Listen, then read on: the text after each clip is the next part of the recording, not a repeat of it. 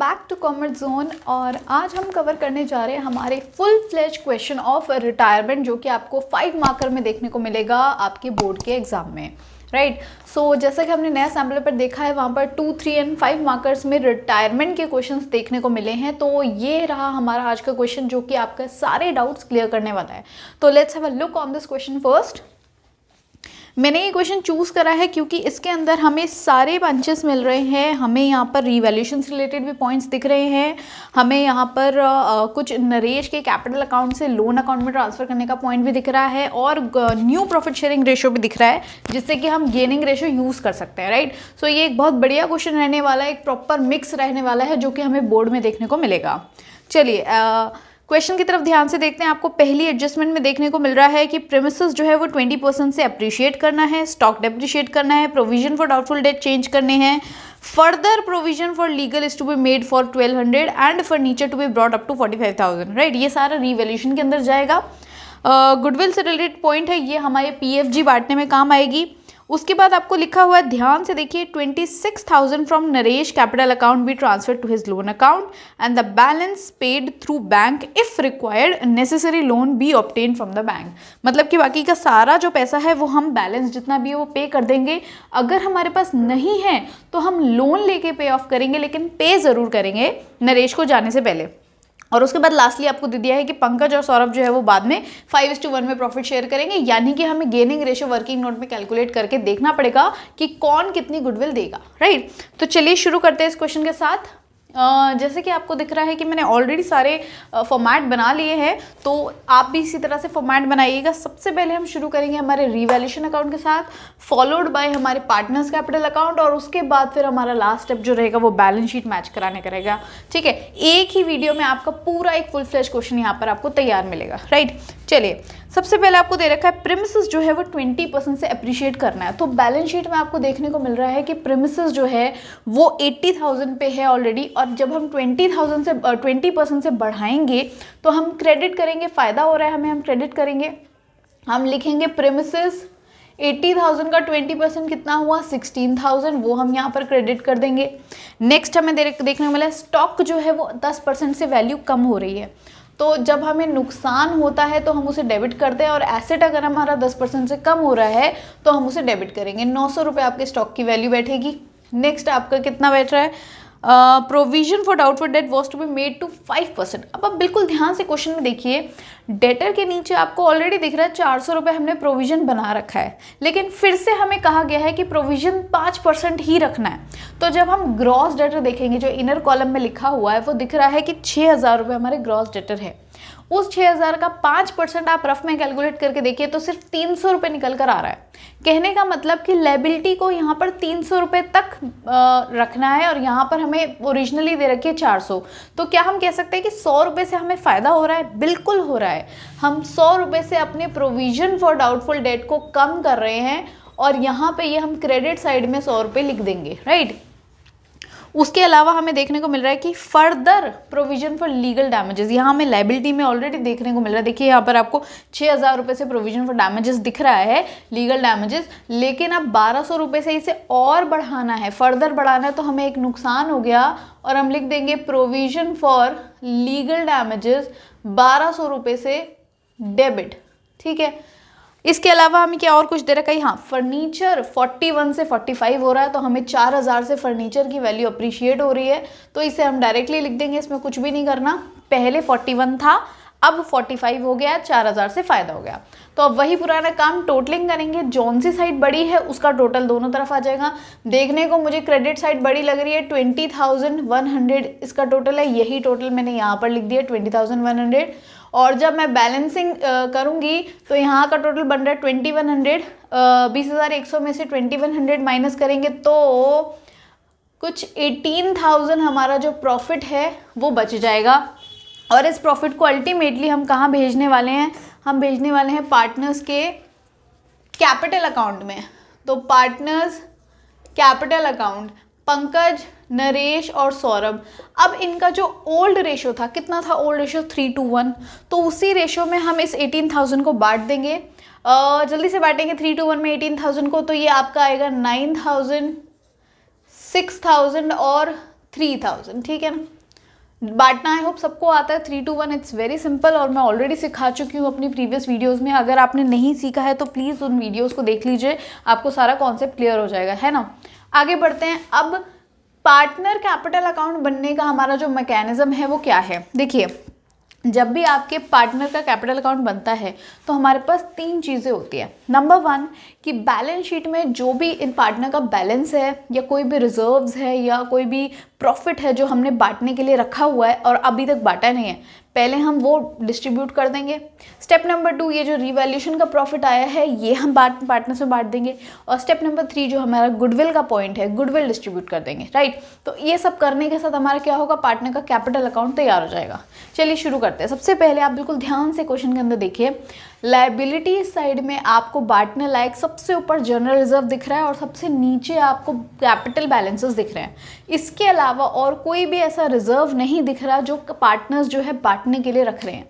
तो हमें सिर्फ 2 ही चीज़ें यहाँ पर लेकर जानी है। एक तो आपका रहेगा बैलेंस ब्रॉट डाउन। पंकज का बैलेंस ब्रॉट डाउन कितना है, as you can see it is 46,000 in the question. Direct question से उठाकर यहाँ पर लिख देना, इसमें कुछ भी नेक्स्ट नहीं करना, आपको कुछ अलग चीज़ नहीं करनी। पंकज का ऑलरेडी बैलेंस कितना था 46, नरेश का था 30,000 और सौरभ का है 20,000, ठीक।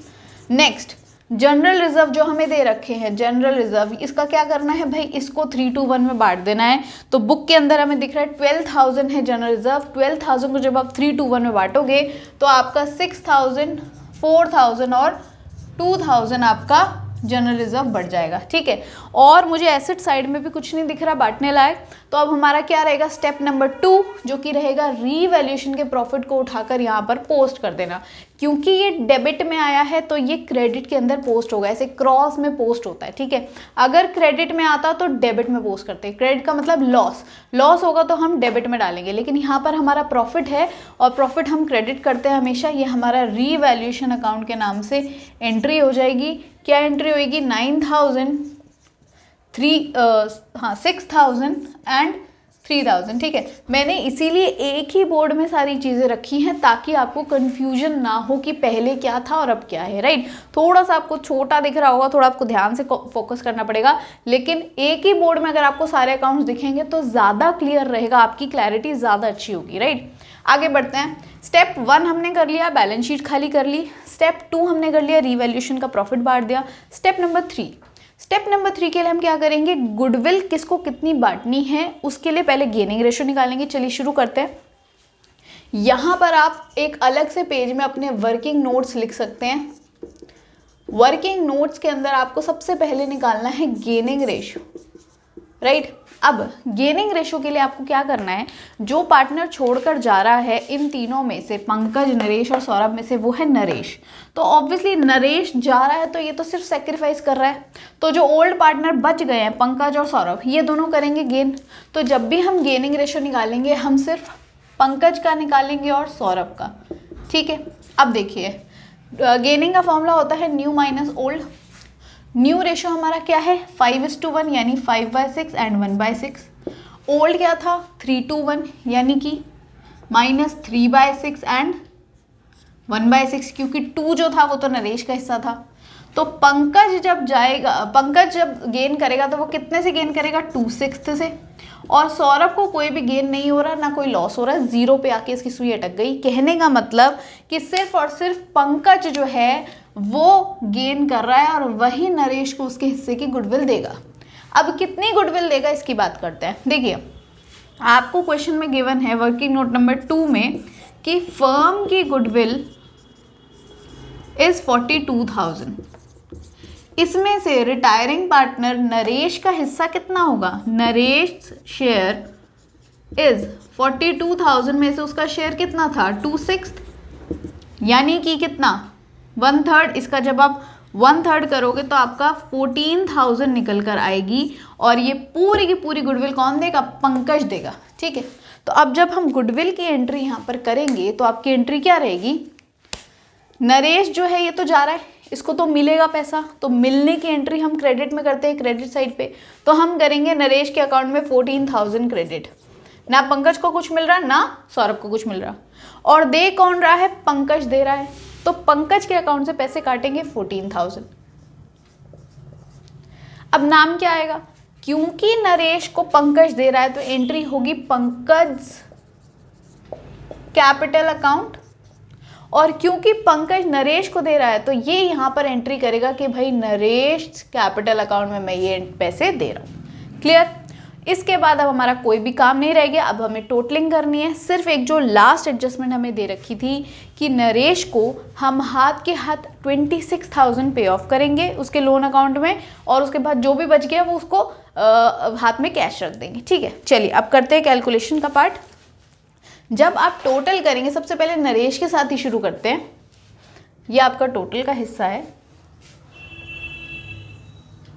जब आप टोटल करेंगे तो आप देखेंगे नरेश का टोटल बन कितना रहा है, 30,000, 4 और 6 यानी 40,000 प्लस 14 यानी कि 44,000 नरेश का टोटल बन रहा है, जिसमें से उसे कोई भी लॉस नहीं देना।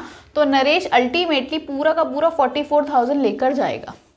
इसमें से हमने कहा कि हम नरेश के लोन अकाउंट में कितना पैसा ट्रांसफ़र करेंगे, 26,000, 26,000, और जितना भी बच जाएगा वो सब हम हाथ के हाथ बैंक से उसे पे ऑफ कर देंगे, बैंक अकाउंट जो भी बैलेंसिंग फिगर। अब 44 में से 26,000 तो हमने उसके लोन अकाउंट में भेज दिए, यानी कि 44 में से 26,000 जब हम लेस करेंगे तो हमारा कुछ 18,000 बैठेगा, और वो 18,000 हम हाथ के हाथ उसको क्या कर रहे हैं, पे कर रहे हैं अपने बैंक से। एक चेक काटेंगे, उसको बैंक से पे कर देंगे।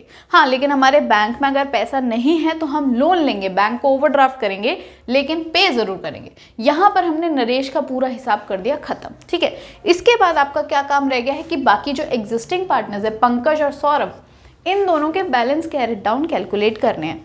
तो वो कैसे करेंगे, देखिए आपके टोटलिंग करिए और फिर बैलेंस कैरेट डाउन जैसे हमने निकालते हैं नॉर्मली एडमिशन के टाइम से जानते हैं हम, वो काम करेंगे। राइट, अब देखेंगे जब हम टोटल करेंगे तो पंकज का टोटल कुछ 61,000 बैठ रहा है, और सौरभ का तो बहुत ही आसान है, 25,000 टोटल बैठ रहा है। ठीक है, तो सबसे पहले पंकज का देखते हैं। पंकज का 61,000 इसके अकाउंट में है, और इसे देना कितना है, 14,000 देना है नरेश को। तो 61 में से 14,000 जब हम डिडक्ट कर देंगे तो कुछ हमारा आई थिंक 47,000 रुपीज़ बच जाएगा, जो कि इसका बैलेंस कहलाएगा। राइट, 61 माइनस 14,000 47,000, और यहाँ पर आपका टोटल अल्टीमेटली 61 वही सेम जो क्रेडिट का है वही सेम डेबिट का हो जाएगा।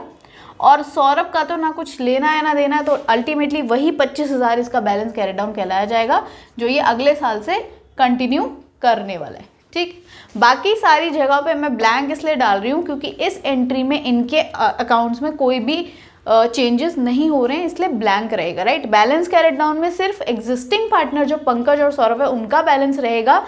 नरेश अब एग्जिस्ट नहीं कर रहा, ये जा रहा है, तो इसका कोई भी बैलेंस कैरेट डाउन नहीं होगा। बच्चे यहाँ कंफ्यूज हो जाते हैं, वो तीनों का बैलेंस कैरेट डाउन निकालने लग जाते हैं, लेकिन ऐसा नहीं होता।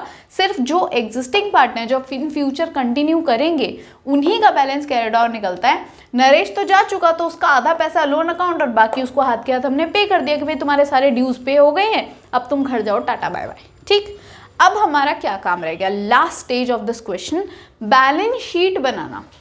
बैलेंस शीट बनाने के लिए देखिए आपको क्या क्या करना है कि जो क्वेश्चन में आपको लास्ट ईयर की बैलेंस शीट दिख रही होगी, वो बैलेंस शीट को आप देखते जाइए और रिकॉन्सिल करते जाइए कि अब हमें क्या क्या चेंजेस करने हैं और क्या क्या नहीं करने। ठीक है, चलिए स्टार्ट करते हैं।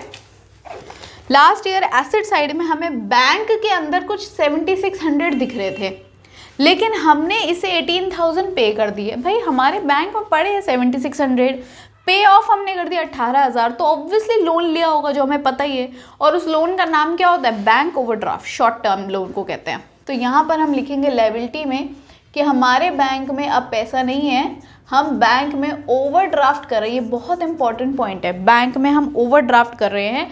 7600 माइनस 18,000 मैं यहाँ लिख देती हूँ, 18,000 हमने दिया माइनस ऑलरेडी 7600 हमारे पास था, तो कुछ 10,400 का हमने लोन लिया, जिसे हमने नाम दिया बैंक ओवरड्राफ्ट। ठीक है, तो एसेट साइड में अब बैंक नहीं आएगा, लायबिलिटी साइड में बैंक ओवरड्राफ्ट शो होगा। आगे बढ़ते हैं। डेटर के अंदर क्या कोई चेंजेस था? जी हाँ, बिल्कुल चेंजेस थे। डेटर आपके ग्रॉस थे 6,000, इसमें से हमने लेस कर दिए प्रोविजन फॉर डाउटफुल डेट, कितने 300 यहाँ रीवैल्यूशन में देखिए 100 रुपये से हमने कम करा था, तो 300 कुछ लेस कर दिए और अल्टीमेटली हमारे 5700 डेटर्स के अंदर शो होंगे। ठीक, आगे बढ़ते हैं। क्या स्टॉक में कोई चेंजेस थे? हाँ जी, स्टॉक के अंदर हमने 900 डिडक्ट करे थे, तो जब हम स्टॉक का कॉलम बनाएंगे 9000 लेस 900, अल्टीमेटली 8100 हमारे स्टॉक के कॉलम में शो होंगे। ठीक है, आगे बढ़ते हैं। फर्नीचर से भी हमारे पास एडजस्टमेंट थी कि 41,000 से वो 45,000 पहुंचने वाला है, यानी 4,000 से बढ़ानी है।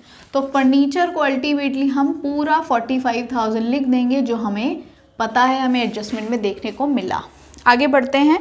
प्रेमिसेस, क्या प्रेमिसेस में कोई चेंज था? वो भी हमने बढ़ाया, 16,000 से अप्रिशिएट किया है। तो प्रेमिसेस को भी हम क्या करेंगे, 80,000 प्लस 16,000, टोटल 96,000 का आपका प्रेमिसेस यहाँ पर शो हो जाएगा। क्लियर, आगे बढ़ते हैं। अब देखिए लायबिलिटी साइड में आपको बहुत सारी चीज़ें देखने को मिल रही है, as you can see in the question. General reserve तो क्या हम बांट चुके नहीं हैं? यहाँ हम पहले से ही बांट चुके हैं कैपिटल अकाउंट में, तो ये तो बिल्कुल भी नहीं बटेगा, इसको छोड़ दीजिए, ये बैलेंस शीट के अंदर नहीं जाएगा। उसके बाद आपको सन्ड्री क्रेडिटर दिख रहा है, इसको हम ऐसा का ऐसा लिख देंगे, सन्ड्री क्रेडिटर्स। इसमें हमने कोई भी चेंज नहीं किया, 15 के 15 ही हैं हमारे पास।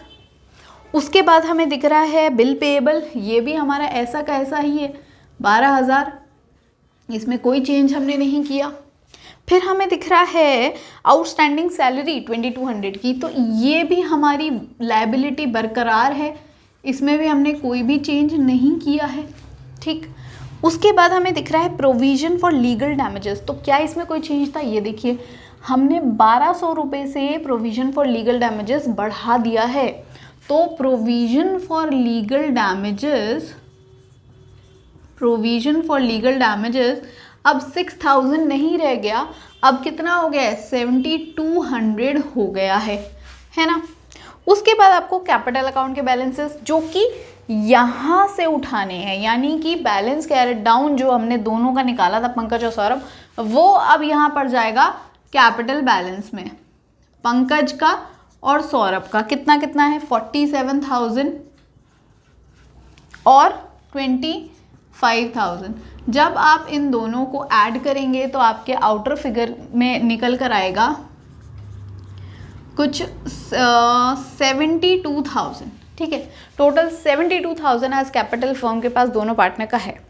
उसके बाद एक और चीज़ जो हमें दिख रही है वो है कि नरेश का भी तो एक लोन अकाउंट हमने 26,000 का क्रिएट किया है, यानी फर्म के ऊपर एक लायबिलिटी बढ़ गई है कि नरेश को भी हमें देने हैं, भाई इसका लोन अकाउंट हमने बना लिया, तो वो भी हम यहाँ पर पुट करेंगे। नरेश लोन अकाउंट कितना है, इट्स 26,000।